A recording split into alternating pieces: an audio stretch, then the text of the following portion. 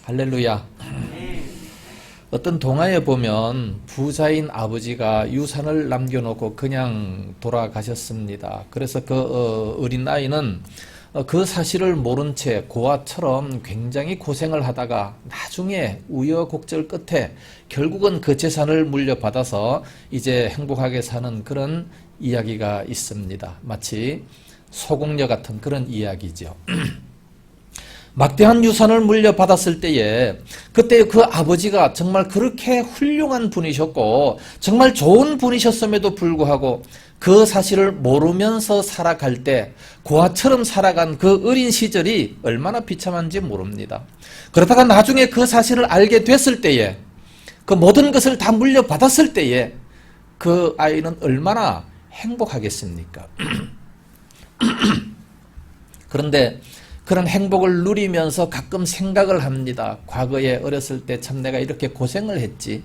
그때는 정말 빵 한 조각이 없어가지고 너무 힘들어 할 때도 있었고 추운 겨울날에 장작개비 하나 없어서 오들오들 떨면서 그 추운 방에서 지낸 그런 기억을 다시 이렇게 더듬어 볼 겁니다. 그런데 그 아이가 그런 기억을 더듬어 보면서 다시 그 옛날로 돌아가고 싶은 생각이 있을까요? 없을까요? 당연히 없죠. 이렇게 행복하고 편안한데 그 힘들고 어려운 옛날로 왜 돌아가겠습니까? 안 돌아가죠. 고생은 추억만으로 좋은 것이지 다시 힘들고 어려운 그런 곳으로 간다라고 하는 자들은 아주 어리석은 자입니다. 바울은 계속해서 율법 시대와 약속의 시대를 비교를 하면서 율법 시대가 마치 그 어린아이 때와 같았다. 아버지를 모르고 살았기 때문에 그 율법 시대는 마치 어린아이와 같이 너무나도 고생하며 살았다는 것을 말씀하고, 그러나 약속의 시대는 얼마나 행복하고 아름다운가를 말씀하고 있는 겁니다. 그럼에도 불구하고 다시 율법 시대로 돌아간다고 하는 이 갈라디아 사람들아, 그래서 어리석도다 갈라디아 사람들아, 처음에 그렇게 시작하지 않습니까?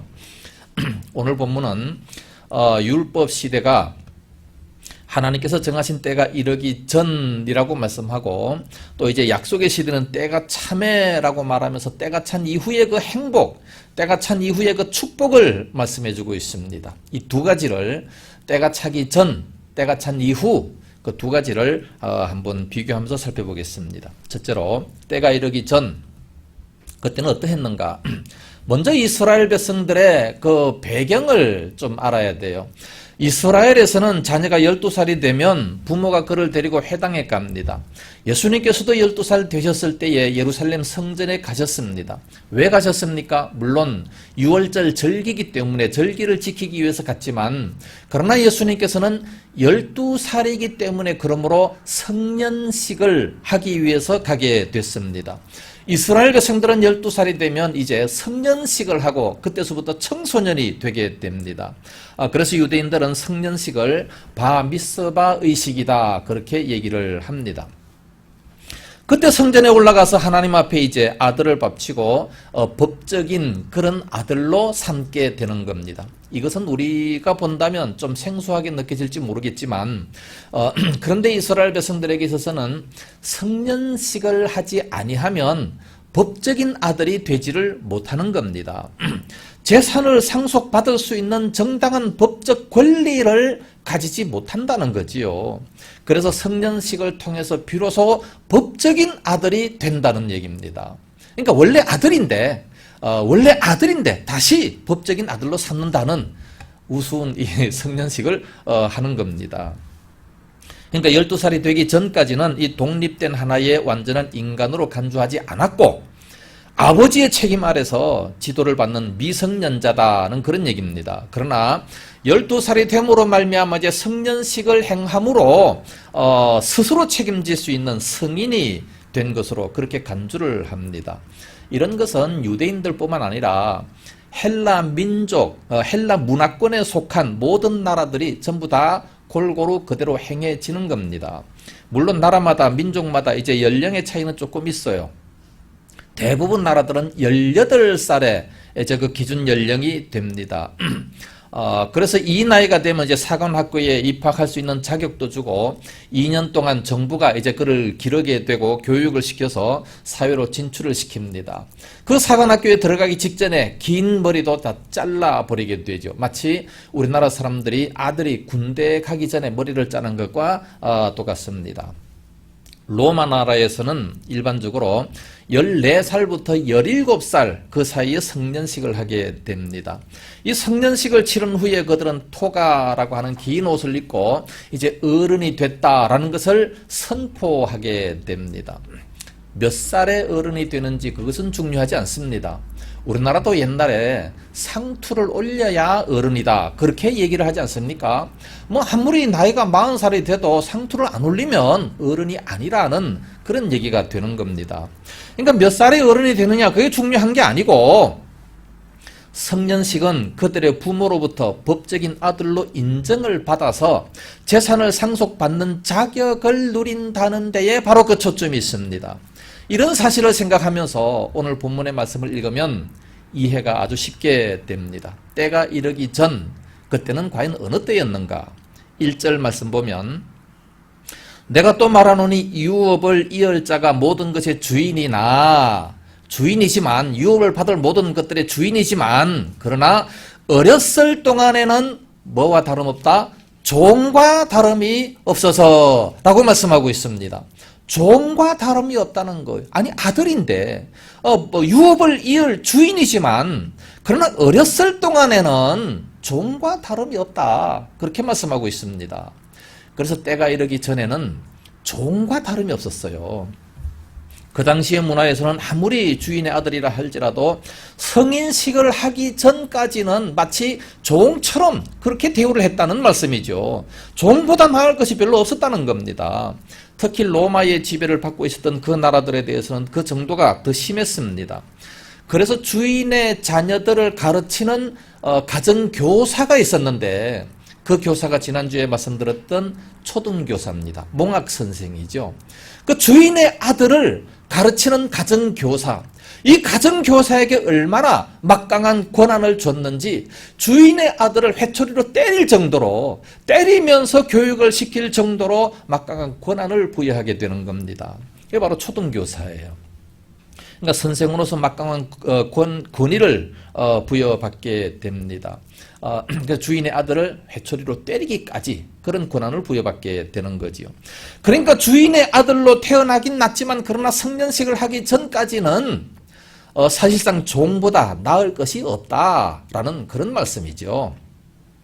그래서 어떻습니까? 2절 말씀 보면 그 아버지가 정한 때까지 후견인과 청지기 아래에 있나니 라고 말씀합니다. 후견인과 청지기 아래에 있다. 그럼 후견인과 청지기는 과연 누굽니까? 이들은 주인을 대신해서 일을 하는 권한을 부여받은 이런 초등교사나 똑같은 그런 사람이죠. 그러니까 나이 어린 그 상속자는 바로 이들 아래에 있다라고 말씀합니다. 이들은 노예인데 그 노예 아래에 있다라는 거예요. 그러니까 종이나 다름없다. 그렇게 말씀하고 있는 거죠. 실제 모든의 재산은 다 아들 것입니다. 그러나 그는 어린 아이이기 때문에 그 모든 재산을 마음대로 사용할 수가 없는 거죠. 그러니까 이 주인이지만 주인으로서의 권리가 그에게는 없었다는 말씀입니다. 권리가 없다는 그 때가 바로 언제냐? 때가 이르기 전이라고 말씀하고 있는 겁니다. 바로 어린 상속자의 특징입니다. 권리가 없을 뿐만 아니라 이 후견인과 청지기 아래 있어야만 합니다. 그래서 마치 종처럼 지도를 받아야 되는 거지요. 청지기는 그 어린 아이와 그 어린 아이의 재산을 맡아서 그것을 관리하는 그 초등교사가 있었습니다. 이 관리인이 있었죠. 청지기가 있었다는 얘기입니다. 그래서 그 주인의 자녀의 인격과 그 자녀의 그 모든 재산을 다 관리하는 그런 이 후견인, 청지기가 있었다는 말씀입니다. 그래서 인격과 재산을 관리하고 잘 다스린 그런 자가 있었다는 거죠. 후견인과 관리인입니다. 그래서 3절 말씀 보면 이와 같이 우리도 어렸을 때에 이 세상의 초등학문 아래에 있어서 종노릇, 하였더니 라고 말씀하고 있습니다. 때가 되기 전까지는 우리도 마찬가지라는 거지요. 어렸을 때에는 초등학문 아래에 있었다. 그래서 종노릇 하고 있었다. 그렇게 말씀합니다. 이 초등학문이라고 하는 것은 두 가지 뜻이 있습니다. 그 첫째는 예를 든다면 우리 자녀들이 초등학교 가서 교육을 배우잖아요. 초등학교에서 뭘 배웁니까? 아주 기초적인 것들을 배웁니다. 아주 이 학문의 기초적인 것들을 배우고, 두 번째는 또 하나의 의미가 있는데 우주적인 원리들을 뜻합니다. 예를 든다면 이 고대인들은 나름대로 이 세상의 이 창조나 인간의 운명 같은 것들에 대해서 자기 나름대로 설명을 했는데, 그게 뭐냐? 별자리를 보고 점을 칩니다. 인간의 운세를 점치는 그런 것들. 그리고 또 인간의 운명이 별자리에 달려있다. 그렇게 생각을 하는 거예요. 그렇기 때문에 초등학문 아래에 있는 사람들은 지켜야 할 것들이 많습니다. 그게 뭐냐? 길일이 있고 흉일이 있습니다. 좋은 날이 있고 나쁜 날이 있는 거예요. 섣달 금음날에 뭐 해야 된다. 뭐 이런 식으로 그 날들이 있어요. 날을 지켜야 되는 겁니다. 이게 얼마나 힘들어요. 이사하는 날도 잡아야 되고 결혼하는 날도 잡아야 되는 겁니다. 모든 것들은 다 이 미신적인 원리에 따라서 날을 정해야만 움직일 수 있는 거죠. 사람이 죽어도 제 맘대로 장사도 못 지냅니다. 날을 잡아야 돼요. 장례식을 하는 그 묘자리도 아무 곳이나 함부로 못 해요. 다 점을 쳐가지고 어느 자리에 해야 되느냐, 어느 자리가 좋으냐, 이 좋은 묘자리는 또 대단히 비싸다고 하지 않습니까? 그 묘자리에 따라서 후손이 잘 되고 복받고 건강하고 그렇게 된대요. 그래서 그 후손이 잘 못되면 묘자리를 잘못 썼기 때문에 묘자리를 또 옮기지 않습니까? 이 다 초등학문이에요, 이거. 이 내려오는 전설입니다. 사람이 어떻게 죽어 있는 그 묘자리를 잘못 썼다고 해서 사람이 잘못되고 그 후손이 잘못되고, 그걸 잘 썼다고 후손이 복받고, 이 참 말도 안 되는 이런 이런 것을 어떻게 지금까지 믿고 왔는지 몰라요. 그러다 보니까 온 나라의 좋은 땅은 전부 다 공원묘지가 되어버리고 마는 거죠. 예. 이거 지금 다 없애지 않습니까? 다 없애고 있어요. 그런 거 없애가지고 이제 다 그냥 다시 장례식을 치르고 다시 또 다 화장을 해가지고 다 뿌려버리고 없애버리고 하는 그런 자들이 많습니다. 이렇게 많은 사람들은 초등학문에 얽매여 있었다는 말씀입니다. 그래서 초등학문에 매여 있는 자들은 뭐가 없습니까? 자유가 없어요. 뭐든지 마음대로 할 수가 없는 겁니다. 자유롭게 이사도 할 수가 없고 또 자유롭게 사랑하는 사람과 결혼도 할 수가 없는 겁니다. 율법 아래에 있었던 사람들이 바로 이와 같이 율법은 사실 하나님이 주셨는데 하나님께서 그렇게 얽매이라고 주셨습니까? 그게 아니라 율법주의자들은 스스로 그렇게 얽매이는 거예요. 스스로. 안식일을 왜 주셨습니까? 쉬라고 주신 거예요. 6일 동안 일하고 6일 동안 일하고 7일날 쉬어라. 우리 인간을 위해서 주신 거 아닙니까? 근데 그 안식일을 얼마나 복잡하게 만들어요. 안식일날에 절대로 일해서는 안 된다. 그러면서 이 안식일을 막 굉장히 복잡하게 만드는 겁니다. 마치 미신처럼 섬기는 거예요. 미신처럼 생기는데 그러다 보니까 사람을 살리는 것도 안식이기 때문에 못해요. 사람이 아프면 병원에 가서 약국에 가서 약을 사다 먹어야 되는데 병원에 가야 되는데 안식일이기 때문에 못 가요. 갈 수가 없어요. 일하는 것이 된다. 그래서 죽은 사람들이 얼마나 많습니까? 여기 다 얽매이는 거예요. 이렇게 미신처럼 얽매이는 거죠. 수많은 사람들이 토정비결의 종이 되는 것처럼 안식일의 종이 되어버리고 말았다는 말씀입니다. 그래서 이 복음을 진정으로 알지 못하는 사람들은 마치 이런 종류의 미신 아래 붙잡혀 살 수밖에 없는 겁니다. 지금도 세상에 많은 사람들은 무슨 날들을 그렇게 많이 만들어 놨는지 몰라요. 뭐 무슨 날 뭐 발렌타인데이, 화이트데이, 뭐 만난 지 뭐 100일이면 100일주를 먹어야 되고 뭐 또 뭐 할로윈데이, 심지어 빼빼로데이. 이런 날에 뭐 초콜릿 하나 못 받았다고 해서 뭐 사랑이 없느니 어쨌든 왜 그런 엉뚱한 데다가 그런 걸 붙입니까? 말이 대수를 해야죠. 이런 걸 참 중요하게 생각하는 사람들이 대단히 많이 있습니다. 이런 것에 종이 되어버린다는 거죠. 초콜릿 하나 못 받았다고 사랑을 의심하는 사람들이 있습니다. 뿐만 아니라 고3들도 시험을 며칠 앞두고 그냥 산에 올라가서 산당에서 함께 구설하고 절을 하는 이런 부모들도 얼마나 많이 있습니까? 이 모든 것들 다 초등학문입니다. 지금도 보면 사람들이 얼마나 무식하고 미련한지 몰라요. 장관들도 그렇습니다. 건물 지으면 그 밑에 돼지대가리 갖다 놓고 고사를 지내요. 장관들, 박사들도 그래. 세상적으로 이 박사들이라고 하는 사람들, 아무리 명예 있고 권세 있는 사람들도 똑같이 돼지 대가리가 무슨 복을 줍니까? 있을 수 있는 일이에요, 그게. 말이 안 되는 소리를 거기다 갖다가 뭐 돼지 대가리 갖다 놓고 절을 하고 거기다 돈을 갖다가 물리고. 오늘날 우리들은 절대로 사주팔자라든지 점쟁이라든지 이런 데에 찾아가지 말고 이주일의 운세 절대 쳐다보지도 마세요. 네? 그런데 점쟁이 얘기 들어보면 누가 제일 많이 오느냐? 예수 믿는 그리스도인들이 제일 많이 온대요. 그래서 물어봐요. 아니 예수 믿으면서 왜 그런 데로 갑니까? 물어보면 믿는 거는 믿는 거고 또 볼 건 봐야지요. 그게 볼 겁니까? 사단에게 쏘가 넘어가는 거죠. 절대로 그래서는 안 됩니다. 아무 날이나 그냥 쉬는 날에 이사하면 되는 것이고 아무 날이나 그냥 편한 날에 그냥 결혼하면 되는 것이고 뭐 우리가 아무 때나 좋은 날에 잡아서 하면 되는 거 아니겠습니까?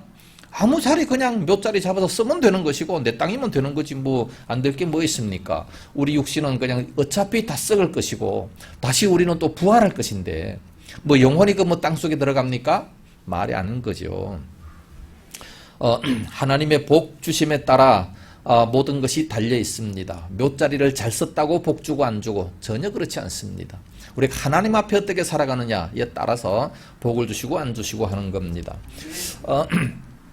그래서 우리가 바로 이와 같이 때가 되기 전까지는 이런 율법 아래에 있었다고 말씀하고 있어요. 이건 바로 초등학문에 있었다는 말씀이죠. 그 다음에 때가 찬 이후에는 어떻게 되는가? 4절부터 말씀하고 있습니다. 1절에서 3절까지는 율법 아래에 있는 인간들의 모습을 얘기했고 이제 4절 말씀부터는 때가 참에라고 말씀합니다. 마치 아이들이 자라다가 때가 되면 이 가정교사 밑에서 풀려나 자유인이 되는 것처럼 이제는 마치 성년이 되는 것처럼 성인식을 안 치렀다 할지라도 성인식이 되지 않습니까? 나이가 되면.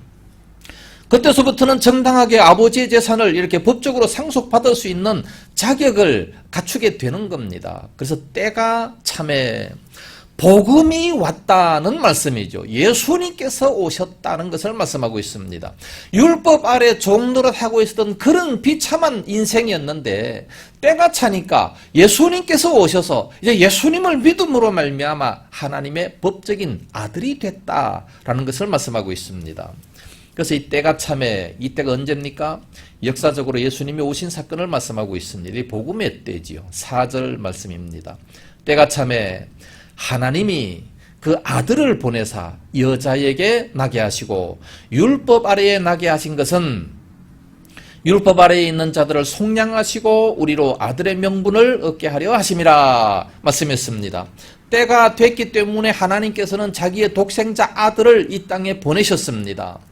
이스라엘 백성들 그 유대인들은 정말 오랫동안 기다리지 않았습니까? 아브라함 때부터 계속해서 기다렸지만 그러나 이제 2000년 전에 때가 차서 예수님께서 자기의 독생자를 이 땅에 보내셨습니다.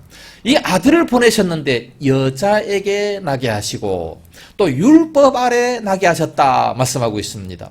여자에게 나셔야만이 인간이 되는 거죠. 인간이 돼야만이 우리의 죄를 대속할 수가 있는 것이고 대신 죽어줄 수가 있는 거예요. 그리고 율법 아래 나게 하셨다. 율법으로 말미암아 흠이 없게 하셨다는 겁니다. 그래서 예수님은 죄가 없는 거지요. 율법대로 사셨기 때문에 죄가 없어야 죄 있는 우리의 죄를 우리를 대속할 수가 있다는 말씀입니다. 그래서 완전한 인간이 되셔야만 했고 예수님은 그래야만 그래서 완전하게 율법을 지키셔야만 했던 겁니다. 그래서 율법을 온전하게 지키셨기 때문에 죄가 없는 의인이었기 때문에 우리를 구원할 수가 있게 됐습니다. 그래서 예수님은 여자에게 나게 하시고 또 율법 아래 나게 하심으로 말미암아 그래서 생겨난 열매가 뭐였습니까? 우리를 속량하시고 법적으로 하나님의 아들이 되는 이런 명분을 얻었다라고 말씀하고 있습니다. 예수님께서 오심으로 말미암아 베푸신 가장 큰 유익 두 가지로 설명이 되어 있습니다. 5절 말씀이죠. 율법 아래에 있는 자들을 속량하시고 우리로 아들의 명분을 얻게 하려 하심이라. 두 가지입니다. 우리를 속량하셨다. 또 아들의 명분을 얻게 하셨다 말씀입니다. 속량이라는 단어가 뭐겠습니까? 어떤 대가를 지불하고 그 죄의 자리에서 우리를 풀어주셨다는 겁니다. 어떤 대가입니까? 예수님께서 십자가에 죽으시고 보배로운 피를 흘려주신 겁니다. 그래서 이 속량이라는 단어는 본래 이 대단히 비싼 어떤 대가를 지불하고 노예된 자리에서 자유케 하는 그런 사건을 말씀하고 있습니다. 어떤 노예 시장이 있었습니다. 거기 어떤 부자가 찾아갔어요. 그 노예 시장에 가가지고 아주 건강하고 튼튼한 정말 마음에 드는 노예 하나를 골랐습니다. 그 노예를 골라가지고 아주 값비싼 돈으로 그 노예를 샀어요. 그 노예를 사고 난 다음에 이제 노예 시장에서 나옵니다. 그 노예를 데리고 나왔습니다. 나와서 이제 어떤 도시에 갔더니 딱 하는 얘기가, 노예 너는 지금부터 자유다. 네 마음대로 가라. 이게 속량입니다. 이게 바로 속량이에요. 그때 그 감격을 한번 생각해 보세요. 얼마나 감사합니까? 얼마나 고맙습니까? 일평생 노예로 살아야 될 그런 인생을 아주 값비싼 대가를 주고 그를 사서 나와서 너에게 자유를 주겠다. 그러니까 이 노예는 뭐 갑자기 내가 어디 가서 살아요? 어디 가서 먹고 삽니까? 뭐 아무것도 없잖아요. 돈도 없고 아무것도 없으니까 가서 살 데가 없으니까 그 주인이 너무 착하고 너무 좋으니까 다시 그 주인한테 가서 내가 당신의 노예가 되겠습니다. 스스로 가서 내가 당신에게 노예가 되겠습니다. 밥만 먹여주세요. 이건 뭐냐? 이건 스스로 된 노예입니다. 스스로 된 노예, 자원하는 노예. 우리가 마치 자원하는 그런 노예가 되는 거죠. 그래서 스스로 이렇게 주인을 섬기는 종이 된다는 얘기입니다. 그래서 우리를 속량했다. 아주 값비싼 것을 지불하고 우리를 사셨다는 얘기예요.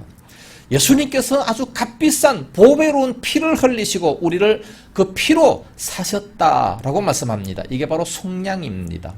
그리고 또 아들의 명분을 얻게 하셨다라고 말씀하고 있습니다. 아들의 명분을 얻게 하셨다. 원래는 율법의 진노 아래 있어가지고 영원한 형벌을 받을 수밖에 없었지만, 그러나 그 모든 것을 다 풀어주시고 이제 속량하셨을 뿐만 아니라 아들의 명분을 허락해 주셨다는 겁니다. 아들의 명분. 이 하나님의 아들입니다. 보통 아들입니까?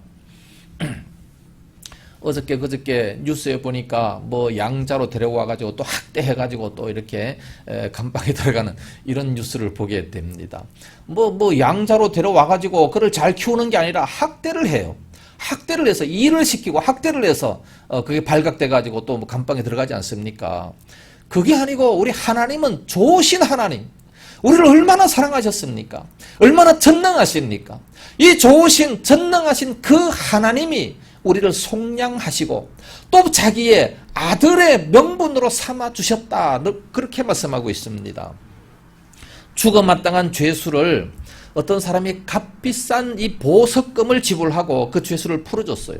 풀어준 것만 해도 얼마나 고맙습니까? 그런데 그 사람의 이 자녀가 아들로 삼아주셨다는 말씀이에요. 아들로 삼아주셨다. 바울이 지금 그걸 말씀하고 있는 겁니다.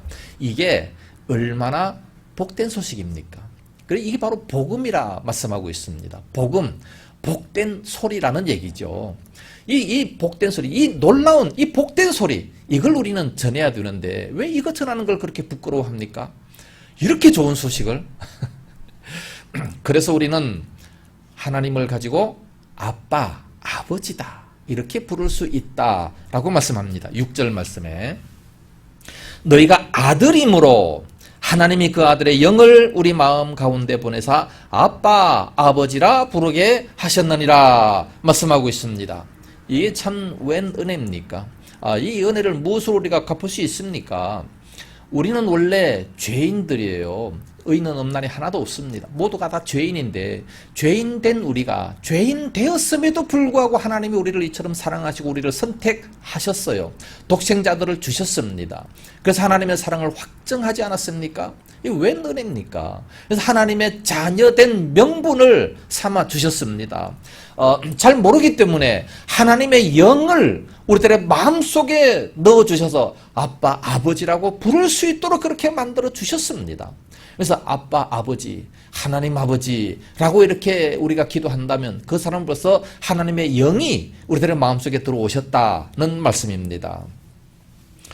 결혼한 여자들을 보면 시어머니를 보고 어머니라고 부릅니다. 그런데 친정 엄마에 대해서는 엄마라고 부르지 않습니까? 아무래도 어머니보다는 엄마가 더 가깝지 않은가 생각이 됩니다. 또 이 장인어른이 아무리 가까워도 아버지, 아버님 이렇게 부르잖아요. 그러나 그 아이가 이제 점점 커가지고 어른이 되면 그 자식들은 어른이 됐을 때도 어렸을 때는 아빠라고 부르다가 어른이 되면 아버지라고 이렇게 부릅니다. 그런데 아버지 입장에서 본다면 아버지보다는 아빠라고 하는 것이 더 정감 있고 친근감 있지 않는가 그렇게 생각이 돼요. 아이가 자라서 나중에 어른이 돼서 아버지 그럼 뭔가 좀 어색하고 좀 그래요. 우리 아이들은 다 결혼하고 어른이 됐지만 지금도 아빠 그러면서 애들처럼 그렇게 굴어요. 이게 얼마나 이쁩니까?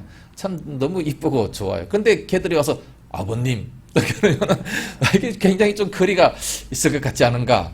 예, 그렇게 생각이 됩니다. 근데 하나님께서 우리로 하여금 아빠라고 부르래요. 아빠, 아버지. 아버지라고도 부르고 아빠라고도 이렇게 부를 수 있도록 얼마나 친근감이 있습니까? 이렇게 친근감이 있도록 아빠라고 부를 수 있도록 아들의 명분을 주셨다는 겁니다. 하나님의 영을 우리들의 마음속에 주셨기 때문에 그러므로 아빠라고 부를 수 있도록 만들어 주셨다는 거예요. 얼마나 감사합니까? 얼마나 참 이 감격이 있습니까? 이런 감격스러운 이런 마음으로 우리가 신앙생활을 해야 될 거 아니겠어요? 여전히 교회 나오는 것이 너무 힘들고 또 두렵고 교회 나오는 것이 어렵고 한다면 아직까지도 하나님을 아빠라고 못 부르기 때문에 그렇지 않습니까? 하나님을 아빠, 아버지라 이렇게 불러야 된다는 겁니다. 뒤에 한번 가보세요.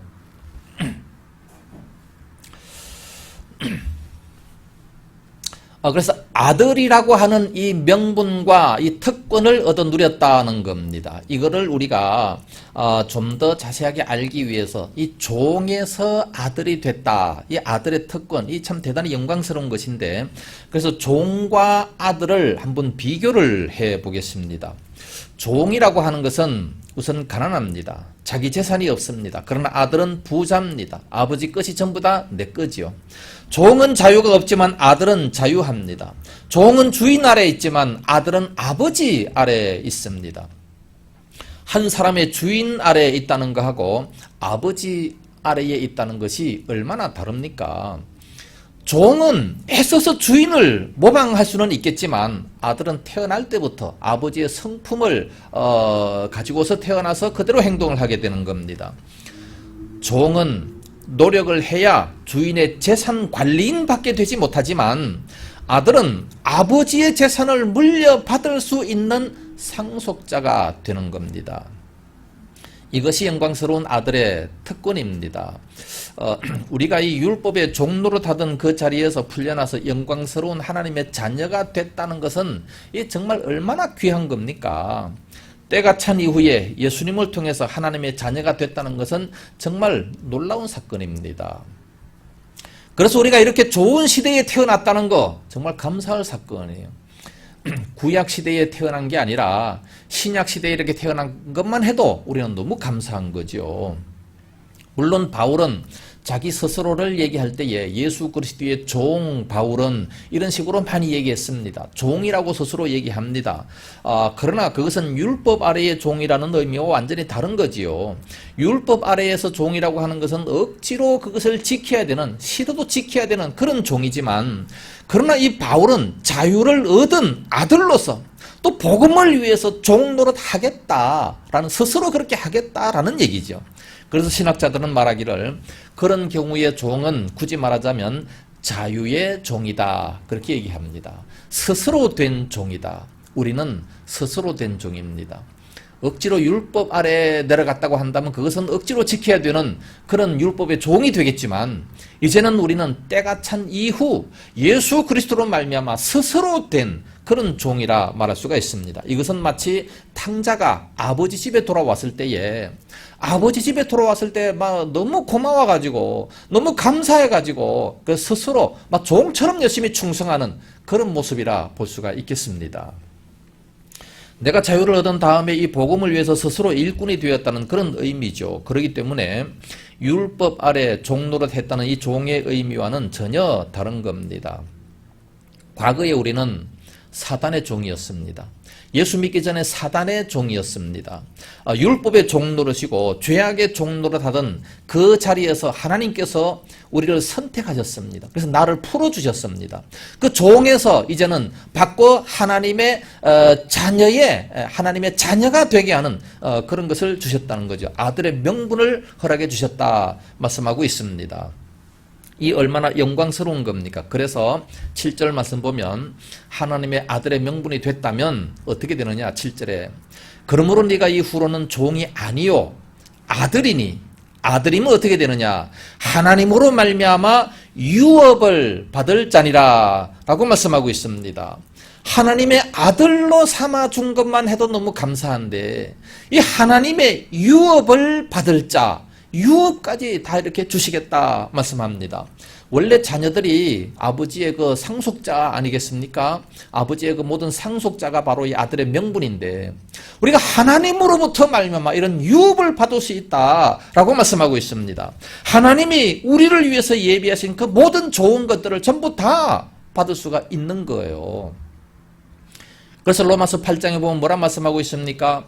독생자 아들까지 주셨는데 그 외에 다른 모든 것을 왜 안 주시겠느냐? 얼마든지 모든 좋은 것을 다 허락해 주시겠다라고 말씀합니다. 그러니까 우리는 하나님의 자녀로서 엄청난 특권을 누릴 수 있고 이 놀라운 유업을 누리게 될 그런 자들입니다. 아들로서 얼마나 놀랍고 영광스러운 그런 특권이겠습니까? 우리를 속량하시고 아들의 명분을 주셔서 아빠, 아버지라 이렇게 부를 수가 있고 뿐만 아니라 유업까지 이렇게 주신다라고 말씀하고 있습니다. 할렐루야. 그래서 우리는 주님을 찬송하지 아니할 수가 없는 겁니다. 감사하지 아니할 수가 없는 겁니다. 세상에 이렇게 많은 사람들 중에 특별히 우리를 뽑아주시고 하나님의 자녀로 삼을 뿐만 아니라 직분까지 허락하시고 하나님의 일을 감당할 수 있도록 만들어 주신다면 얼마나 더 감사해야 되겠습니까? 네? 세상에서 무슨 일이 조금 안 됐다고 그저 불평하고 원망하고 뭐 무슨 좀 나쁜 소리 들었다고 해서 그걸 못 참아가지고 꼭 원수를 갚아야 된다고 한다면 이건 100데나리온 받은 자예요. 우리는 1만 달란트를 용서받은 자입니다. 100데나리온 얼마든지 용서해 줄 수 있습니다. 우리들의 원수 얼마든지 용서해 줄 수 있습니다. 믿습니까?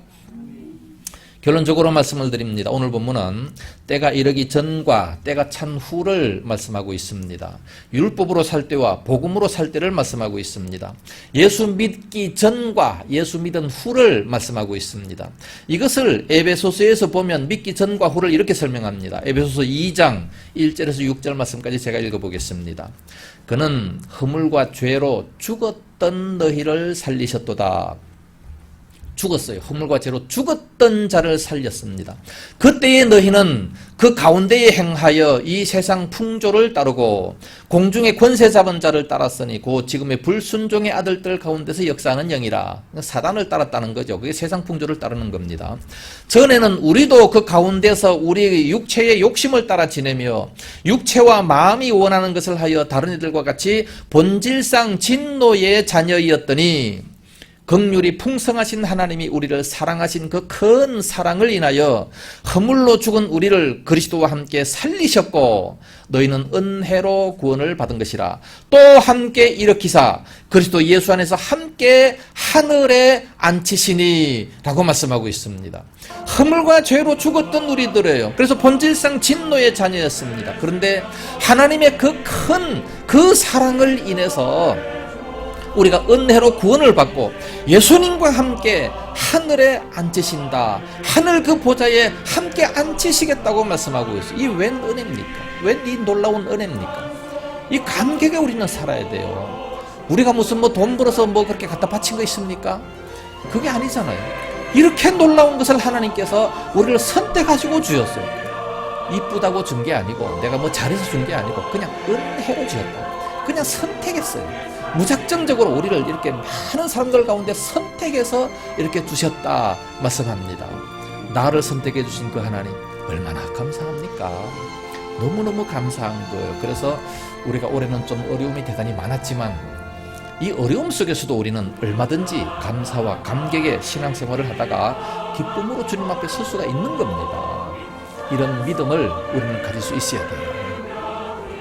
율법으로 살 때는 너무나 또 힘들었지만 때가 되기 전에는 너무 힘들었지만 이제는 때가 찬 후 예수님을 보내시고 그 예수님을 믿게 하시고 우리들의 모든 죄를 다 속량하셨고 하나님의 자녀의 명분을 주셨고 하나님의 유업까지 허락해 주셨으니 너무 감사한 거 아니겠습니까? 날마다 기쁨과 즐거움과 이 감격으로 주일날마다 주님 앞에 나와 찬송하고 예배드리고 일주일을 그렇게 기쁨 가운데서 감격으로 살아가는 그런 저와 온 성도들 다 될 수 있기를 예수님의 이름으로 축복합니다.